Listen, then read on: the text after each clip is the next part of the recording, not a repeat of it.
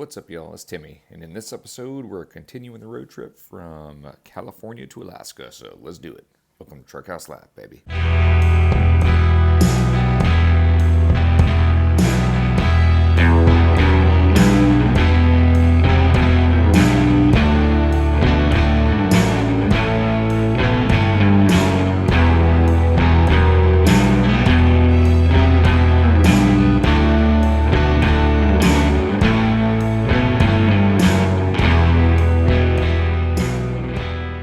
Good morning, everyone. Oh, another beautiful morning out on the Alaska highway here, heading north. Oh, I keep sleeping in too much. Let's go. Oh man, no way. Look what happened out here. Freaking crazy. Freaking literally broke my mirror off. What the crap? Come on. What? How in the crap did that happen? You know what it is? This freaking truck throwing ice up. And there's a glass frozen right there. That sucks. What? That's super lame. Come on. Let's fold this in for what happens on this side. What the crap? All right, moment of truth. Let's go try to start the truck. Whoa. Hello, Mr. Raven. Cool. I don't know how cold it is this morning. I hope she starts. Let's turn the high idle on. Here we go. Oh yeah. Well, let's roll. I gotta get a coffee mug. Oh my god. Sloshing coffee.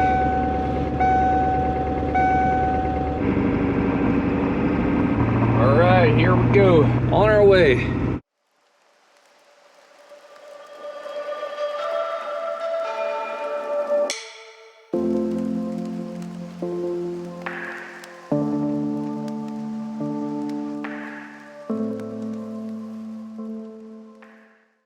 Are getting better. This is awesome. This is the first time I've been able to go. Remember, my speedometer is 5 miles an hour faster than it says. I'm going 65 miles an hour. It's still solid ice, super slick, but the roads are pretty straight now and the curves are kind of not as crazy. So as long as I don't do anything drastic, I can actually make some time up. It's kind of nice. We're about, I want to say 2.5 to 3 hours from Whitehorse, Yukon territories right now.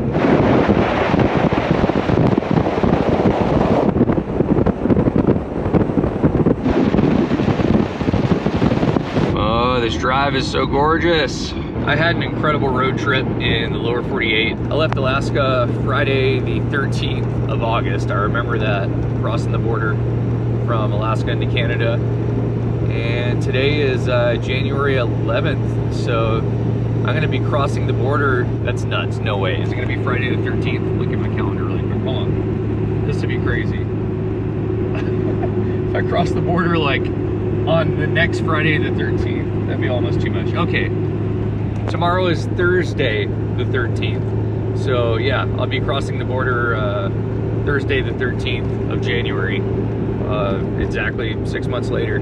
Anyway, the point I was making is I absolutely loved the road trip and being out and seeing new things and experiencing new things, and I'm definitely going to do that again this next fall. But this is home, man. I really love it here. Just nowhere else like it on earth, and every time I come back here, it's just like I remember that, you know.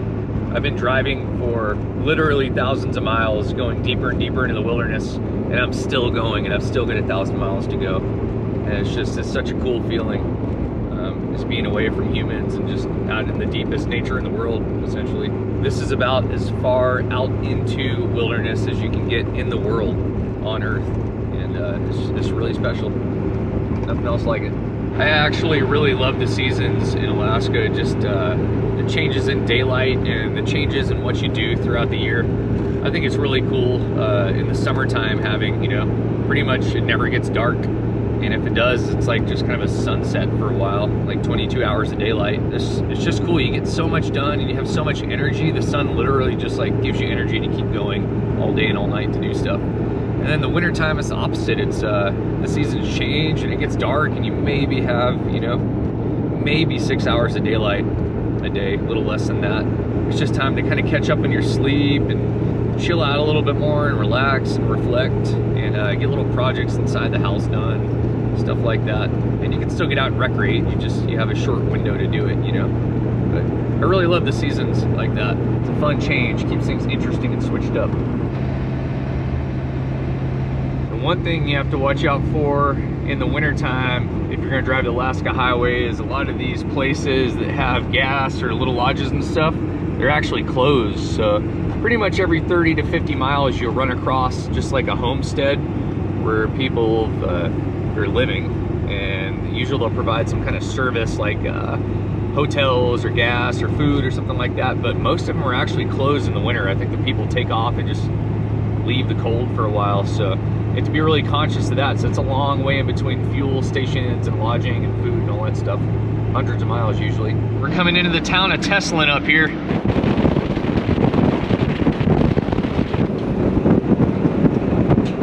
This is the last town before Whitehorse to fill up, but I've got double diesel tanks, so even though I'm empty on my first one, I'm gonna keep on motoring on.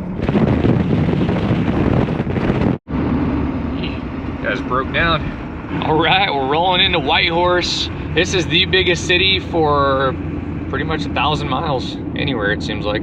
I don't know how big Whitehorse is. It used to be like 30,000 people, but it's funny coming to a town with humans again, all over. The lady on a fat bike over here. That's a big thing you see up in Alaska and up north, all the fat bikes and stuff. I'm gonna swing into the big industrial car wash up here and just kind of clean all this salt and crap off this thing, because it's bad for it. Try to wash my rig at least twice in the Alaska Highway in the winter, just to get all the salt off. But anyway, that's what we're doing now. And this Canadian gas ain't cheap, man. Whew. Couldn't do this without YouTube support, I'll tell you what. So much diesel.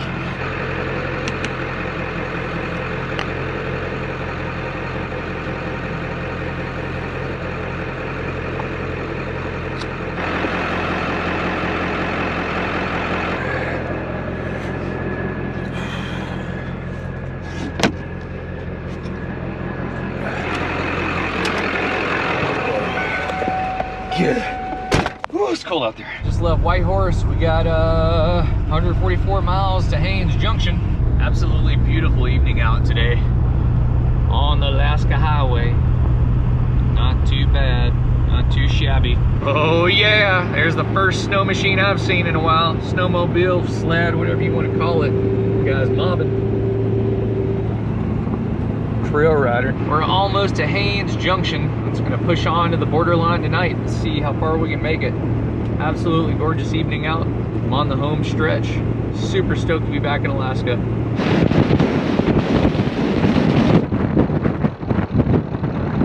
There's the old Haines Junction Motel. Not a whole lot going on. There's that gas station I just went to back there. Another little set of motels. A couple little restaurants. They got a Frosties. It's probably closed down this time of year, I imagine. And here's the junction coming up. So if we were to go straight, this would take us to the Alaska town of Haines, which is a coastal town. And it's totally landlocked. It's just like its own little town out in the Alaska coast. That's the only way you can get there. We're gonna go on down this highway right here.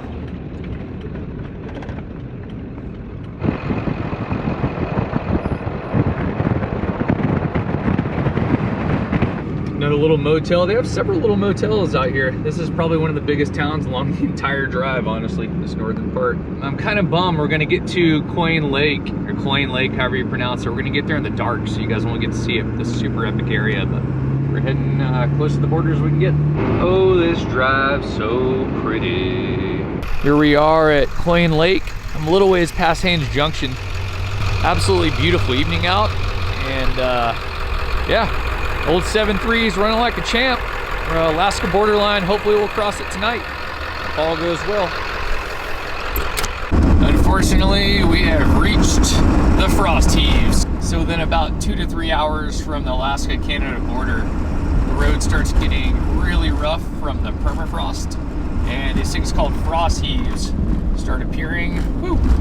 And yeah, these will freaking send you out of control. If you come in hot to a corner, come in too fast anywhere, they'll start bouncing you and then you'll start sliding in the ice. Yeah, man, we made it to Beaver Creek. Woohoo! We're getting close to the Canadian border. So I'm gonna fill up a little bit. I am completely empty diesel in the second tank. Holy crap, talk about good timing. I pulled in there into the Beaver Creek gas station right at 10 o'clock, or like 9:58, and they just closed. I filled up, went in and paid, and the door shut behind me and locked, so I would have been stuck there for the night. I'm having bad flashbacks. Here's the Canadian customs right here. So if you're coming from Alaska south, this is where they stop you at the border. This is where I got turned around like 2 years ago when COVID started. That sucked. Anyway, I get 30 miles till the Alaska border, so that's where we're going. Hey, check it out. Oh yeah, man. We made it. I'm gonna go through the border right up here. Let's go do it. We're through the border, son. We're back home in Alaska. Oh man, it's about 12:30, a little after 12:30 in the morning. And hey, Toke's only 30 miles away. Cool. You know what's truly crazy is how far away Alaska is from everything. Like I've literally been driving for thousands of miles through wilderness and I'm still driving through it. I'm still not there. It's just nuts. It's just so far away, so secluded from the rest of the world. Oh man, all right. 1 o'clock in the morning, we just made it to Toke. I'm gonna fuel up and call it a night. All right, we are here in Toke, Alaska. I'm done for the night. Been driving probably maybe 16 hours. Had the diesel heater going in the camper the last couple hours, so it should be nice and warm. It's super cold out. Oh, it says it's just 0. It feels colder than that. I don't know why. I don't know if I believe that thermometer. Ugh. All right, y'all. I'll see you in the morning. Good morning, everybody. I'm gonna make some coffee and hit the road. Looks like it's cold outside, obviously. No better part of waking up. Moment of truth time. Let's go see if the diesel starts. Well, that's a wrap, y'all. Stay tuned for the next video where we cross the border back into Alaska and get home to Girdwood. I hope you enjoyed this video, and if you did, make sure to smash the like button, subscribe to the channel, and we'll see you on the next one. Peace, y'all.